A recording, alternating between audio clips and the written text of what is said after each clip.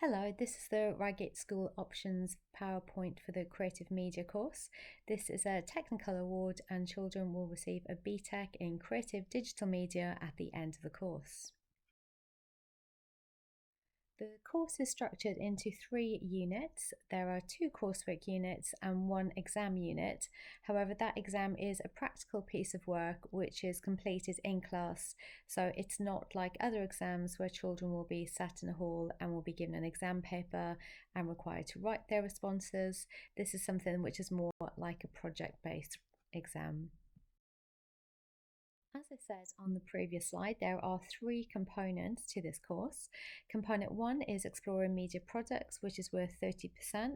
Component 2 is developing their digital media production skills, also worth 30%. And finally, component 3 is their exam unit, which is worth 40%, and that's where they have to create a media product in response to a brief.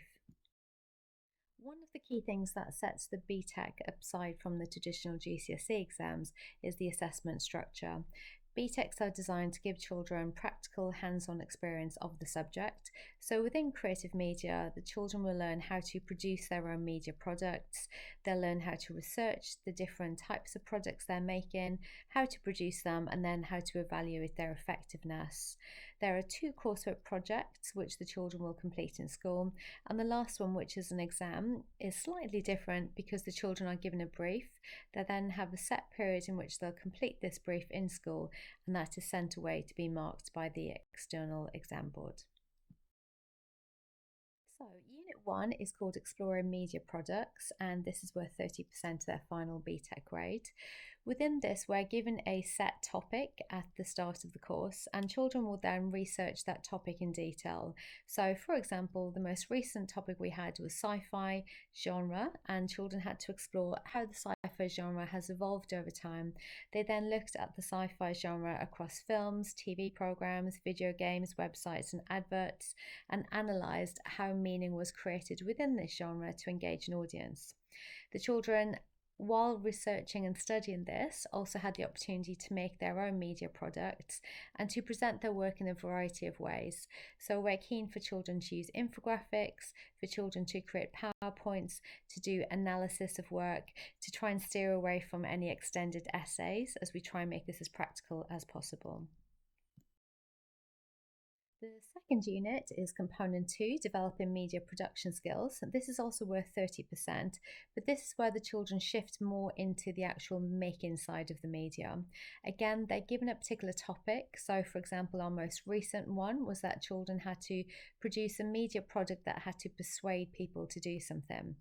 Within this, they looked at other media products that persuaded audiences to do things. So, for example, advertisements, film promotion campaigns. They then decided what they wanted to make, went away and researched this area, researched different media products, planned their own one. Then, if they were working in video, went and filmed it. And if they were working in print, went and took their own photographs, edited their media product, and then reflected on the process, looking at what skills they developed along the way and evaluating how successful their final project was. So this is a real hands-on practical piece of coursework where children really start to develop their production skills. And we always try to give them a choice of working in audiovisual or print, depending on where their interest lies. Their final piece of work is whatever they produce, and they create a coursework PowerPoint that goes alongside this, which charts their journey and shows how they went from their initial stages of pre-production planning to their final post-production editing. The final unit that children work on is component 3, which is create a media product in response to a brief. Now, this is slightly different because every year the children are given a set brief where they're told what it is they have to make. They then have to research and plan this. They then will create the product, and all of this is done within time conditions within school. So we will monitor what the children are doing, and they won't be allowed to work on this outside of school. They are allowed to film it and take photographs outside of school, but all the editing and the creation of the product is done within school. The purpose of this is to show what they've learned in the first two components. So they're really showing their understanding of different media products, of audiences, and then their own production skills and how well they can make their own media products. They then evaluate how successful they have been within that. We collect them all in, send them away to the exam board, and they are marked externally. That's why this is called an exam unit. One of the key features for the BTEC media course is the fact that it is incredibly practical and the children learn through doing. So almost every lesson children will be on the computers making their own media products or analysing and exploring professional media products so they get a good understanding of how they're put together and what they need to look like. We're really keen that children develop their own portfolio of work whilst they're studying the course. So we show them how to put a portfolio together, and then if they go on to study this at A level or at BTEC level 3 qualification, they have this work behind them, or if they go on to work in the industry, they can have this portfolio which potentially can help them go into different careers. The other key feature about this is that, as I mentioned previously, this is largely assessed through coursework and controlled assessment rather than having one big written exam at the end. Therefore, children build up the work as they go through and build up their marks that lead to the final BTEC at the end of this. Some of it can be quite confusing in terms of level 1, level 2, distinction, merit, pass. We'll explain that all to the children. And one of the key things which are referenced in the frequently asked questions at the end is that it is worth the same as a GCSE. So getting this at the end is the same as getting a GCSE grade.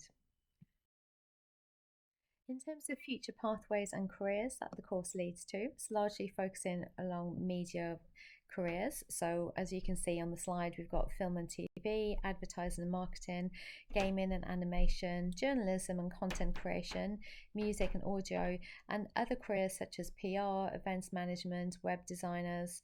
One of the key things is that it is incredibly creative, and we teach children how to work their way through projects and also how to work with others. So actually there's quite a lot of transferable skills that children learn while studying the course, alongside all of the digital creative skills.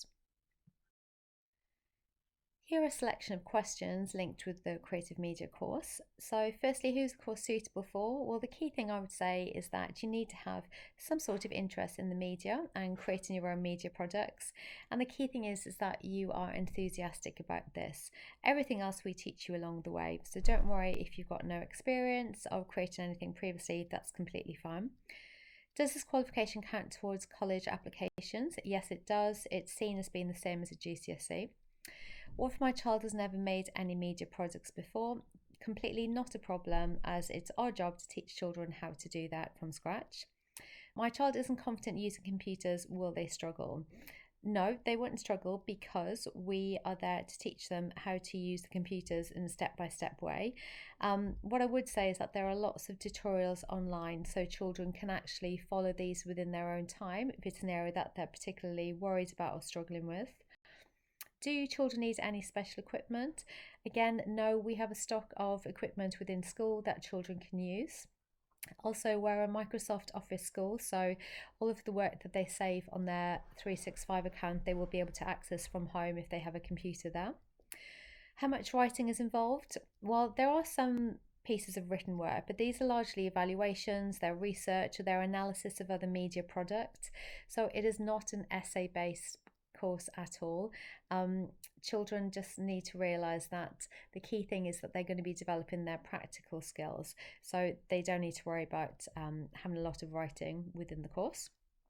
Can children take this alongside other GCSEs? Yes, absolutely. So you can mix your technical awards and your GCSE courses. And do children need prior media experience? As I've said earlier, absolutely not. They just need lots of enthusiasm and be interested in making their own products. I hope that's given you some understanding about the course. I'm always happy to answer questions within school, so please do ask your child to come and see me. My name is Miss House and I teach the media course, so if they do have any questions, just tell them to come along and find me. Thank you.